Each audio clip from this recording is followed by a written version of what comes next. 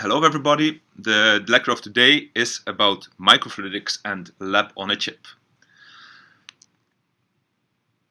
It's an introductory lecture to the field. Microfluidics is and lab on a chip are a very broad field, many researchers.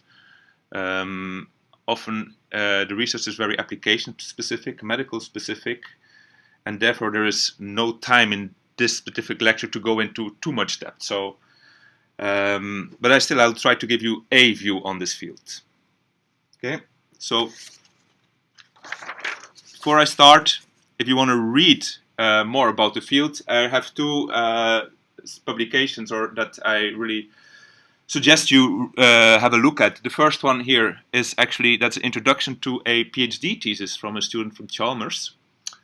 And this student did a very good job in about 30 pages, right? What is microfluidics about? And going all the way from the physics behind to the applications in focus. And it's a very good thing to read. If you want to also see more, there's online, there's a lot of lecture material. Here I just give one example here from a Harvard lecture. That is also gives you a good idea about this field in case you're not satisfied with what I'm teaching here. So, what are we going to talk about in this lecture? This is a short overview of the lecture. First, I'm going to talk about what is lab on a chip and what is microfluidics and why would we use it. Then we're going to spend quite some time on some of the physics behind it, some of the physics of fluidics. So again, this is microfluidics, but unfortunately many of you have no clue about fluidics and fluid dynamics in general, which is, by the way, a very weird thing. I think, because you're in your last year of engineering and most of you cannot calculate how much water flows through a water pipe if you open a tap. After this lecture you'll be able to do that actually. But I'll have to, first I have to give you an introduction to fluidics in general before I even can go to microfluidics. So there's going to be quite some physics first. Then we're going to talk about more the microscale, manufacturing of such systems, then more about what is commercially available in terms of platforms and components. I have some kind of view of what's going on today. So what is microfluidics?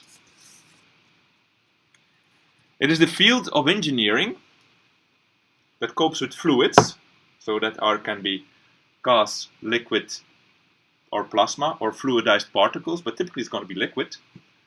And these fluids are geometrically constrained on the microscale. That means typically they're inside microchannels.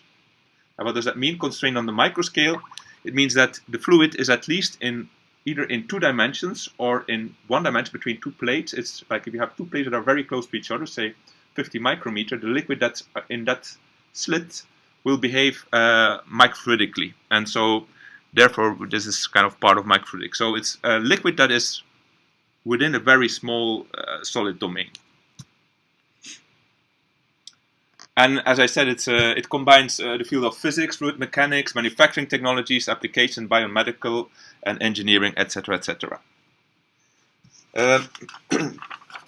Well, we'll talk about small things in fluids, and so let's first have a look here at the size of things we're talking about. So here you can see the length scale going down in size: 1 centimeter, millimeter, 100 micrometer, 10, 1 micrometer, etc., etc. So you go down to nanometer and even down to angstrom. And if you make a cube out of this, or 1 cubic millimeter, 1 cubic centimeter is what we call a milliliter. And if I go 10 times smaller in size, I go 1,000 times smaller in volume. So 10 times smaller in size, a cubic millimeter is a microliter. A cube of 100 by 100 micrometer is a nanoliter. A cube of 10 micrometers is a picoliter. A cube of 1 micrometer is a femtoliter, and then you go down, you have an attoliter, septoliter, octoliter, xenoliter.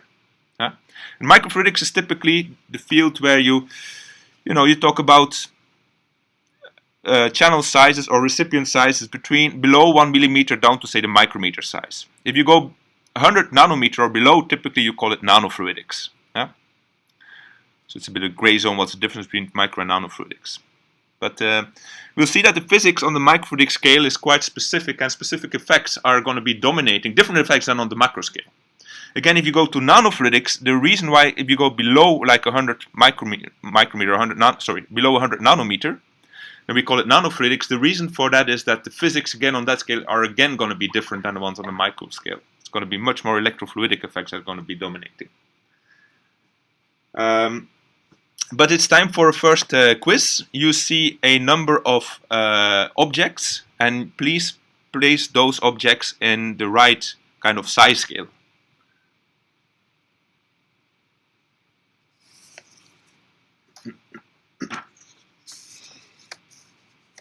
Okay, so here you can see actually some fluidic objects after they have been placed. You see typically the size 100 micrometer, that's the size of a ovary cell. 10 micrometers the size of a blood cell. 1 micrometer the size of a bacterium. 100 nanometer size of a virus. And you go smaller, then you can, like, this is the size of a DNA, small DNA strand or protein. And if you go even smaller, then you get that nucleation of raindrops in that size. Yeah? I suggest you actually to go now to a website. I couldn't play this in the video here, but please go to this website called htrins.net scale 2. And if you go into this website, actually, if you slide this bar, you can actually zoom in and zoom out from the meter scale all the way to the scale of neutrinos.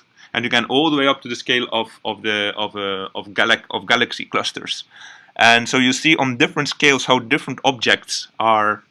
What objects that we encounter typically in the microfluidics world and in the below scale. So just that you have an idea of, the kind of objects in microfluidics that are dealt with.